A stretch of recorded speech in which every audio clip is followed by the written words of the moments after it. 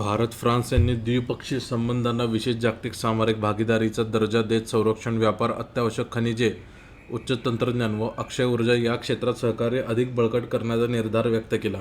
मुंबईत मंगळवारी द्विपक्षीय चर्चेनंतर पंतप्रधान नरेंद्र मोदी, फ्रान्सचे राष्ट्राध्यक्ष इमॅन्युएल मॅक्रॉन यांनी वाढत्या भूराजकीय अस्थिरतेच्या काळात भारत-फ्रान्स संबंध जागतिक स्थैर्याची शक्ती ठरतील असे अधोरेखित केले. चर्चेनंतर संरक्षण सहकार्यासह एकूण 21 करार व सामंजस्य करारावर स्वाक्षऱ्या झाल्या.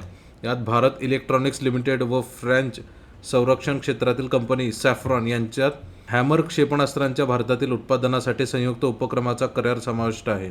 तसेच भारतीय लष्कर आणि फ्रेंच लँड फोर्सचे अधिकाऱ्यांच्या परस्पर नियुक्तीचाही करार करण्यात आला.